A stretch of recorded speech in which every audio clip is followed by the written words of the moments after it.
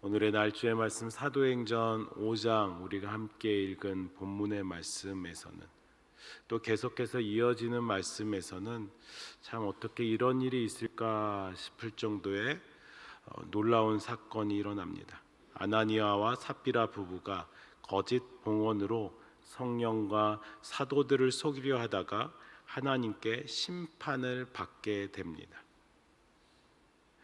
이 사도행전 5장에 이런 말씀이 있지만 5장 앞과 뒤로 생각해 봤을 때 중간에 이 말씀이 참 연결이 되지 않는 듯합니다.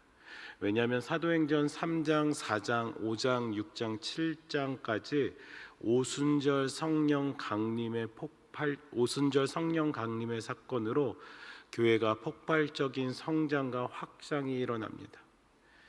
예루살렘 교회가 오순절 성령 강림 이후에 그렇게 성장하며 확장하는데 뭔가 오늘의 본문의 말씀은 어울리지 않는 것 같습니다.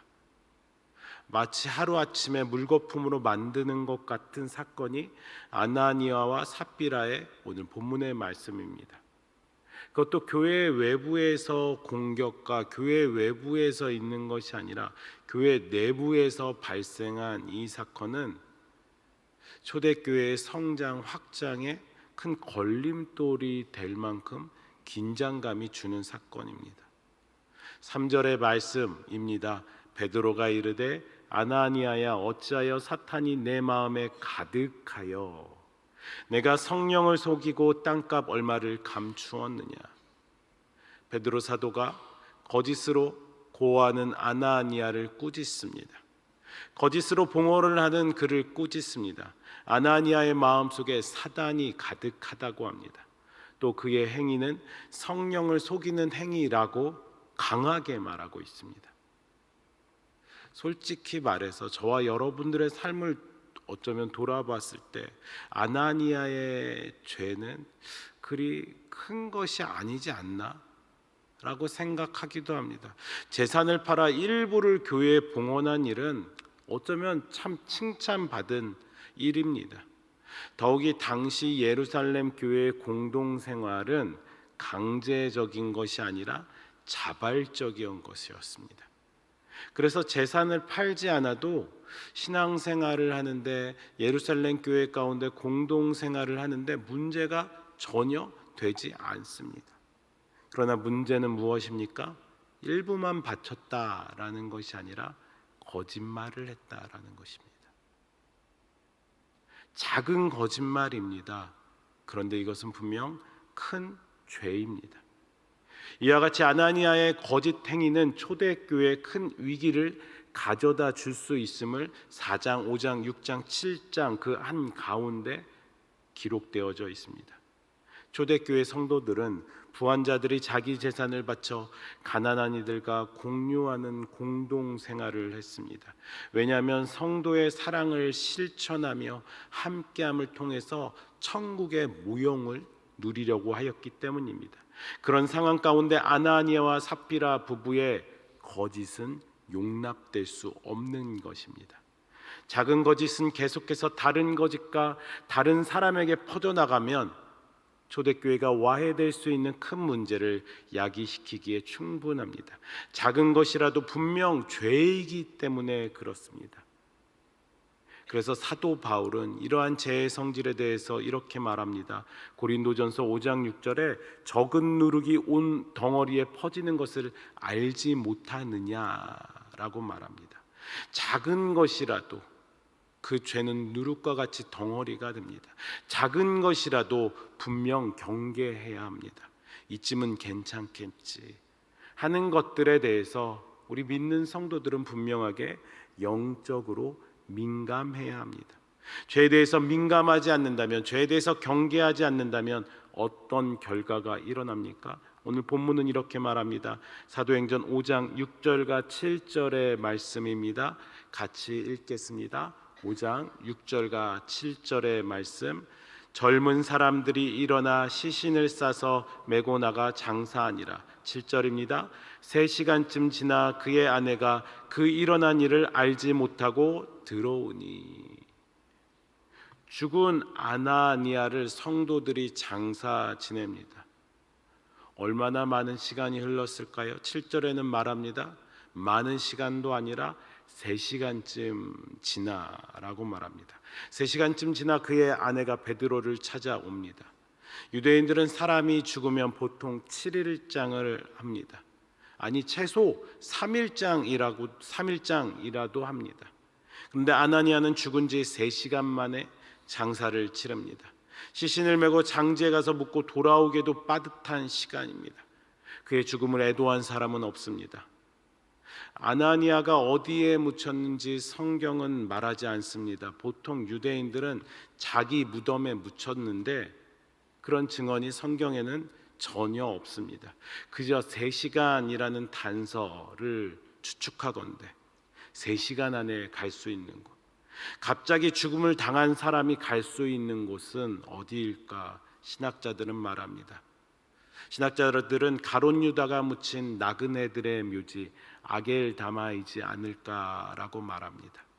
가룟 유다가 예수를 팔고 받은 돈으로 사서 사내들인 공예가 나그네들의 묘지로 삼은 곳입니다. 이곳은 많은 사람들이 죽을 수밖에 없지만 그 죽음 가운데 어쩔 수 없이 묻히는 곳, 더 나아가 부정한 곳으로 여기는 장소입니다. 작은 것이라도 죄 가운데 경계하지 않고 타협한다면 어떤 결과가 있습니까? 네, 죽습니다.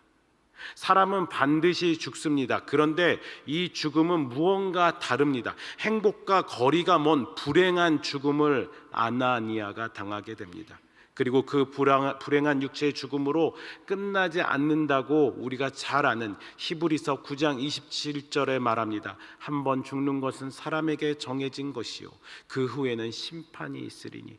반드시 있는 하나님의 심판이 있기에 성도는 행복할 수밖에 없습니다. 하지만 작은 것에 타협하며 죄 가운데 빠져 성도로서의 삶이 안 된다면 그 죄는 큰 덩어리가 되어 영원한 죽음에 이르게 할 것입니다. 오늘의 날주 사사기 1장 27절과 28절의 말씀 같이 또 함께 읽기 원합니다. 사사기 1장 27절과 28절에 그 죄에 대해서 경계하고 민감하지 않으면 어떻게 될지 또 우리에게 도전을 주고 있습니다. 같이 사사기 1장 27절과 28절의 말씀 우리 같이 읽겠습니다. 므낫세가 베스안과 그에 딸린 마을들의 주민과 다낙과 그에 딸린 마을들의 주민과 돌과 그에 딸린 마을들의 주민과 이블르함과 그에 딸린 마을들의 주민과 뭇기또와 그에 딸린 마을들의 주민들을 쫓아내지 못하며 가나안 족속이 결심하고 그 땅에 거주하였더니 이스라엘이 강성한 후에야 가나안 족속에게 노역을 시켰고 다 쫓아내지 아니하였더라. 므낫세 지파의 가나안 땅의 삶의 이야기를 이야기하고 있습니다. 이제 하나님의 약속의 땅 가나안 땅 가운데서 살 수 있는데 그들에게 할당된 몇몇 성읍들의 가나안 거민들을 끝내 쫓아내지 못하고 있습니다. 힘이 없을 때는 어쩔 수 없다고 하겠지만 힘이 이제 있을 때도 타협합니다. 그래서 성경은 말합니다. 결심하고 그 땅에 거주하였더라. 죄는 결심하고 오늘도 우리 가운데 거하려고 합니다. 므낫세 지파의 영적인 두남은 우상 숭배를 비롯한 온갖 죄의 문화에 빠져있는 가나안 족속의 모습입니다. 그 므낫세 지파는 가나안 족속의 그러한 문화, 영적인 타락 가운데 타협합니다. 완전히 쫓아내지 않은 가나안 족속들은 이 사사기 시대 전체에 큰 문제가 됩니다. 고통이 됩니다. 결국에는 어떻게 됩니까? 이스라엘 백성들도 우상 숭배에 오염되어서 하나님과 멀어지게 됩니다. 이후에는 나라가 분열되고 나라가 없어지는 하나님의 징벌 심판을 받기도 합니다. 그 이유가 어디 있습니까? 가나안 사람들을 적극적으로 쫓아내지 아니한 오늘의 이 발단과도 같은 말씀. 그들은 분명 처음부터 자신들이 가나안 족속들에게 지배를 당할 것이라고 생각하지 않았을 것입니다. 그들은 처음에는 비록 자신들이 가나안 족속을 완전히 쫓아내지 못하더라도 그들 땅에서 주도권을 가지고 살 수 있을 뿐만 아니라 자신들이 강성해지며 그것들을 이용해 노예로 삼을 수 있을 거라고 생각하며 타협하며 공존합니다. 우리는 절대 생각하지 않을 것입니다. 죄에 우리는 지배당하지 않을 것이다. 돈에 지배당하지 않을 것이다. 사람들의 지배당하지 않을 것이다 생각합니다. 하지만 어느 순간 그 타협은, 그 공존은 우리를 어디로 이끌어 갔을지 사도행전의 말씀을 통해 우리는 배우게 됩니다.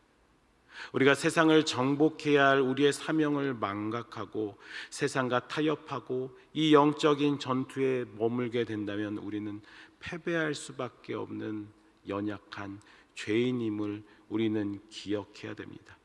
그러므로 우리는 비록 지금 당장 하나님의 말씀대로 살기 어렵고 힘들더라도 결단코 죄와 타협해서는 안 됩니다. 우리는 적극적으로 죄와 싸우며 이 찾아오는 현실의 고통, 이 시련을 장차 우리가 모든 영적 전쟁을 마치는 날 우리에게 주어질 복된 영광과 영원한 천국을 바라보며 인내로 극복해야 됩니다. 오늘 이 하루 하나님께서 주신 축복의 이 하루 가운데 죄와 타협을 버리고 공존을 버리고 거룩함을 지킬 수 있도록 하나님의 은혜를 간구하시기 바랍니다. 하나님을 의지하시기 바랍니다. 예수 그리스도의 보혈을 붙잡으며 순간순간 그 하나님 끝까지 붙잡으며 살아가실 수 있는 귀한 축복의 하루가 되시길 주의 이름으로 권면합니다. 같이 함께 주기도문으로 고백하신 후에 여러분들 가져오신 기도의 제목으로 이 아침 드려지며 하루를 시작하겠습니다. 하늘에 계신 우리 아버지여, 이름이 거룩히 여김을 받으시오며 나라의 임하옵시며 뜻이 하늘에서 이룬 것 같이 땅에서도 이루어지이다. 오늘날 우리에게 일용할 양식을 주옵시고 우리가 우리에게 죄 지은 자를 사여 준 것 같이 우리 죄를 사여 주옵시고 우리가 우리에게 죄 지은 자를 사여 준 것 같이 우리 죄를 사여 주옵시고 우리를 시험에 들게 하지 마옵시고 다만 악에서 구하옵소서. 대개 나라와 권세와 영광이 아버지께 영원히 있사옵나이다. 아멘.